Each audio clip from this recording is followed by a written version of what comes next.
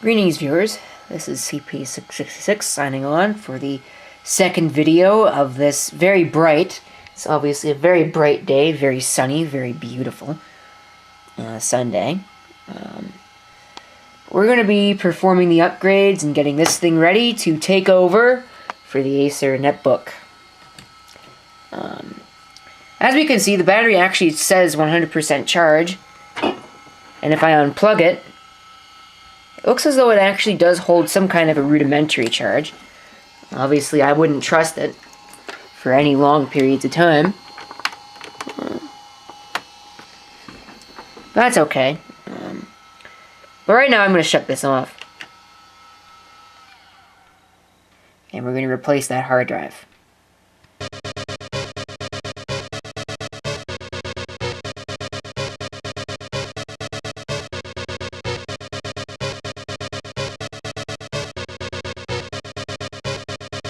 Okay, party people in the house.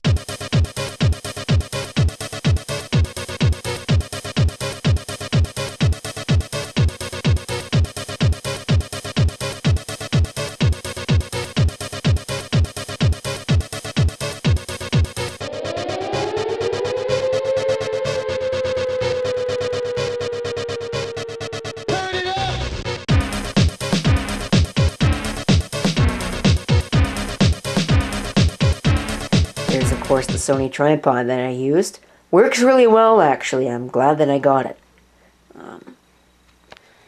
Well, I figured that while I was at it, I might as well upgrade the hard drive. As you can see, I do have a collection of PC133 or PC100 memory modules. These are all 64 megs. I think they're all 64 meg. That one might be bigger than 64, but that one's 64. That one was the original one that came in here, and that one's 64. I'll leave that there just in case this doesn't work.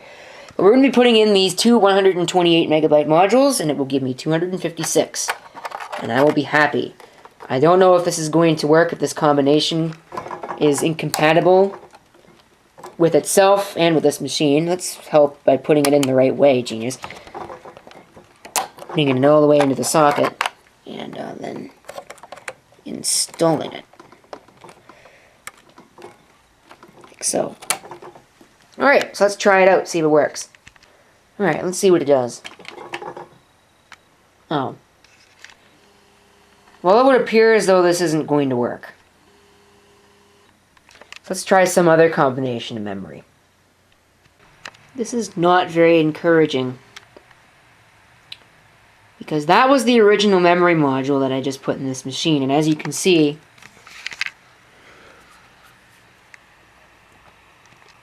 whoops, it ain't working, man. It ain't doing what it's supposed to. So it looks like this motherboard might have some issues. I might have to do something about that. Well, I was able to get one of the modules to work, and the second DIMM slot. But unfortunately, I can't have two modules. You can see the amount of system memory has changed. And that system is silent. Well, almost. Let's see here. I have two DRAMs set up. How much RAM have we got now? System memory, only 64 megs. That's not good enough. Let's try and see if I can get any more. I think I got a 100. I got 128, so I'm going to put 128 in it. Yes, I want to save the changes. We have an on-track disk overlay piece of software. What's it doing? I guess it won't boot, so. Nope, there we go. Windows 95. NEC Windows 95. So this is what I loaded up on that other machine. Of course, oh well, it's actually working.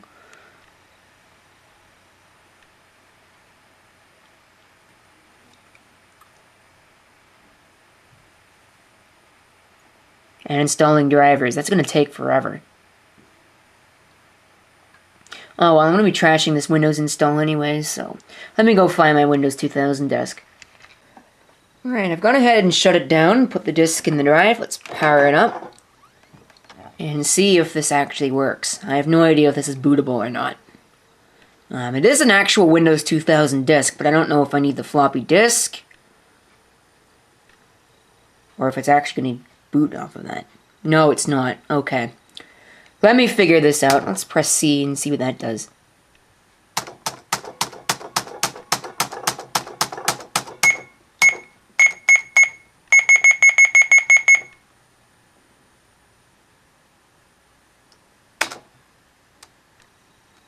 Whatever. Okay, fine. Let's figure this out.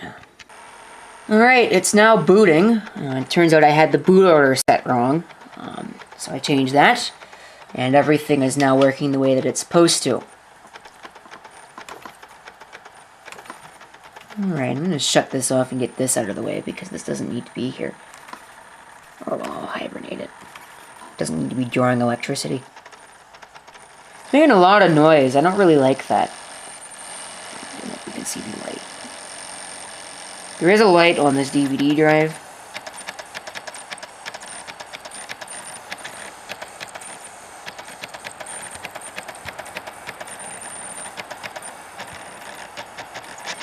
There you go. There you can see it. For whatever reason, it's underneath the drive. Alright, so it looks like it's now formatting the partition here. Might take forever to do that, though. But is that... No, it is doing something. Alright, okay. Yeah, that'll probably take forever, though. Oh well. I've got all day. Alright, we're finally at the file copying process. Geez, that's a loud vehicle. Anyway, okay, so we're finally at the file copying process. I'm gonna have to figure out how I'm gonna get drivers on here. Well, we're gonna need a driver. Darn it. Oh well. Well, at least the mouse works. I'm not used to it being so silent, though. I didn't like that.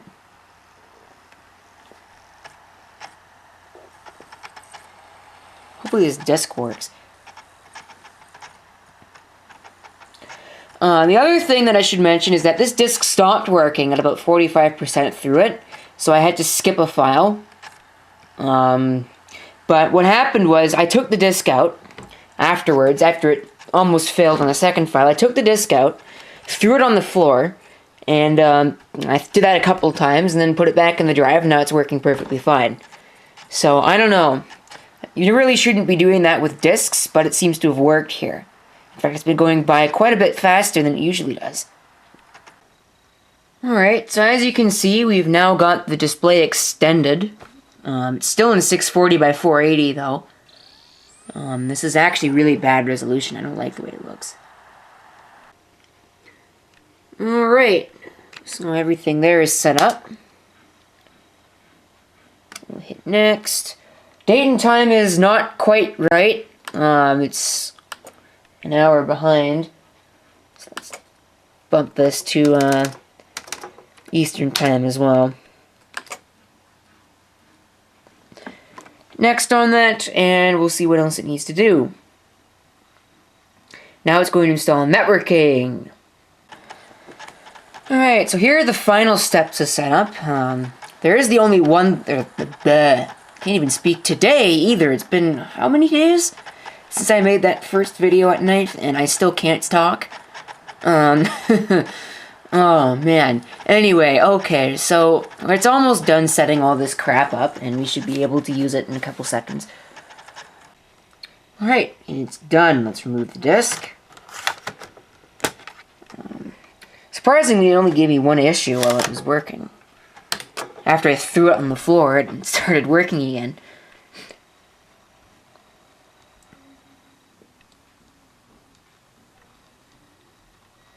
Yeah, it looks like it's still in a low color mode. Maybe that can be changed. But we'll have to see if we need to install drivers.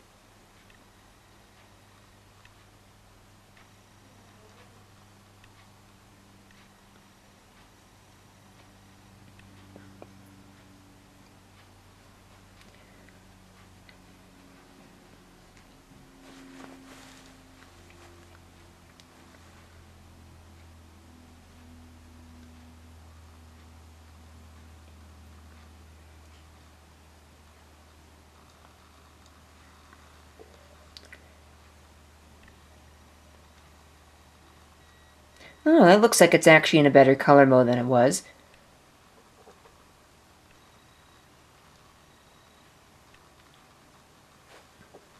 Yes, okay, so it's in high color mode now. Welcome to the network identification wizard. We either don't have an audio driver or the volume's turned off.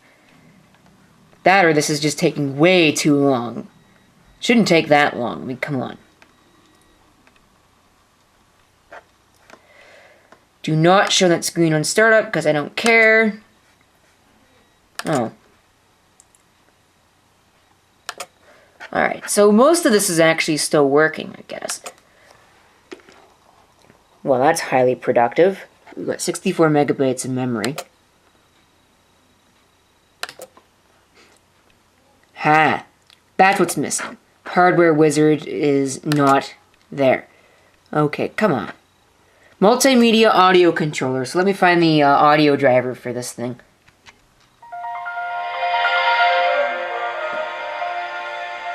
Here's your audio. Of course, this can get positively loud as well.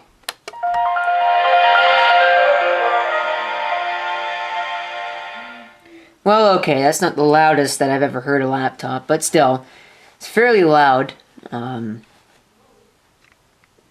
That's pretty much all I have to say about that.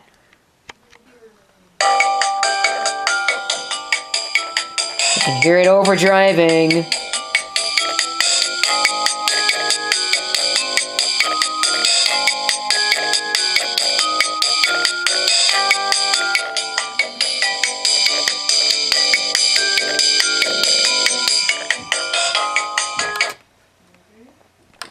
Anyway, I didn't realize that that was there. You can just play it straight from within the Windows Explorer. That's pretty neat. Now what was I doing? Oh, yes, control panel. Mouse.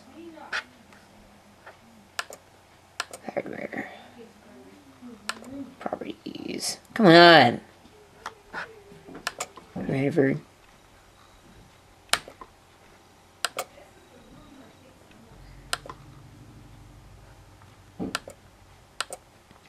It's not going to find it on any of those things.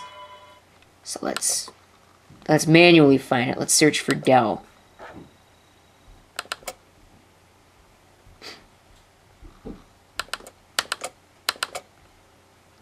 That's M3i. That's not what I want. I want TWA.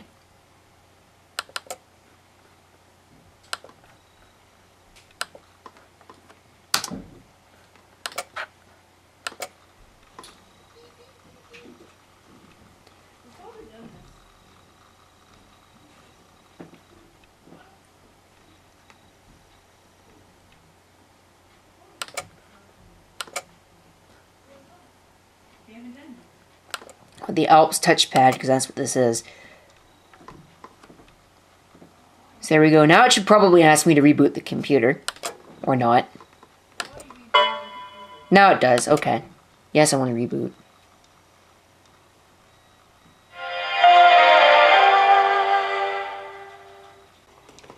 Alright.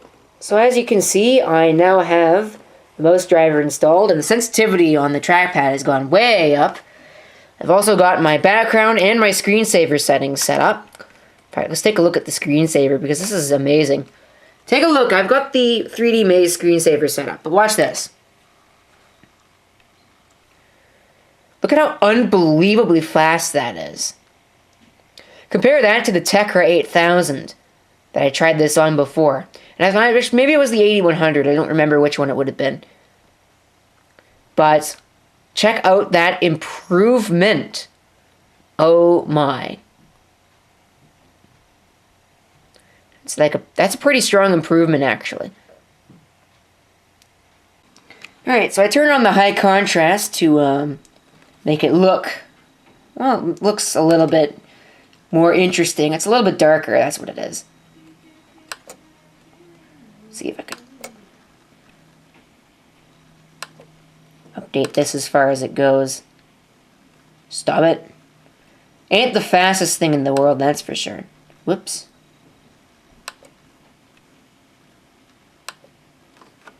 Firefox is up to date. You're currently on the ESR update channel. Okay.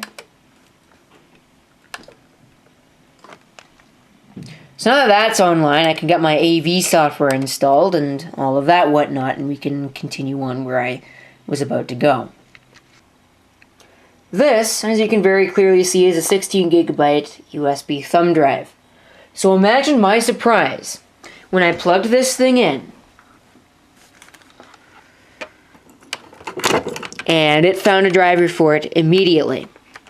And I can use the 16 gigabyte thumb drive in Windows 2000. Now let's see if it decides now it's going to not work. No, it's just trying to run the screensaver. Or copy this folder, just in case a move fails. I don't want to risk losing any of this. So that might take a while. So we'll have to wait for it to take this while. Alright, let's transfer it over. Let's go ahead and run the program and see what it does. It does what I need it to do. Whoop. Looks like it does.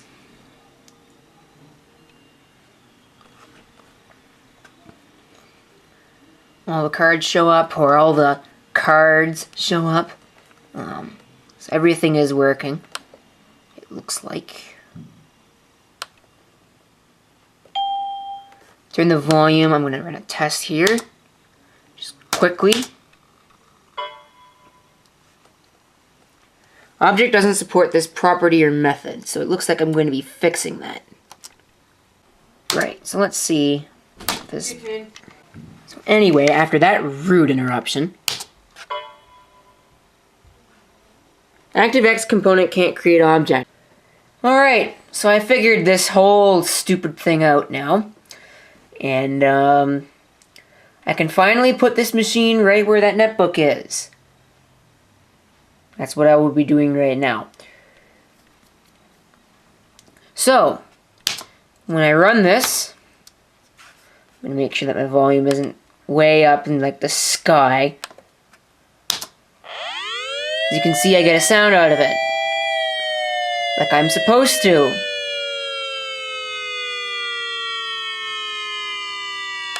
Okay, shut up. And then we'll run the program again, so that way we can go ahead and try out the next level. Alright, I think I figured it out.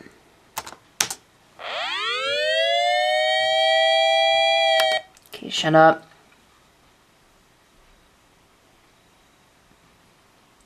I have to wait for a little bit, because it's got a 30-second delay.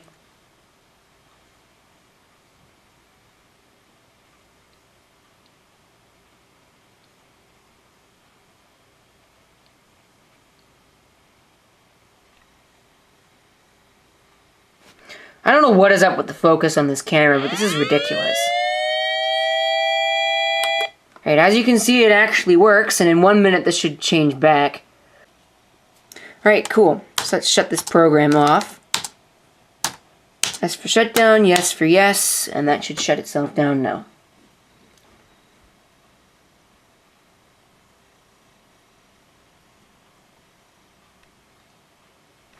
Like that. Okay. Let's get ready to put this machine. This machine can now go. Actually, whoa, wait. Not quite. We're not there yet. Alright, so I got it to work. Obviously, my password was incorrect. So, let's try and run it and see what happens. You can see that obviously it now works.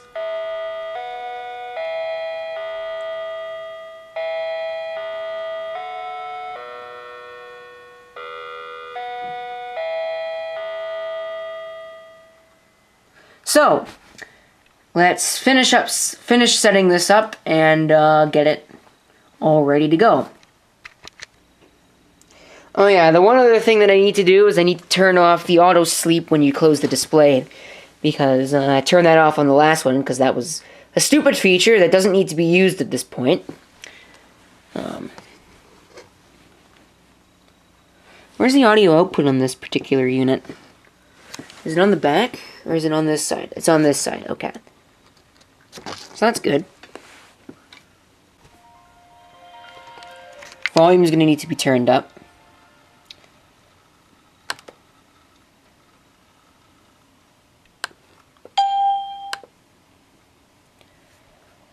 Alright, so that's how that works. I'd say that's pretty good, actually.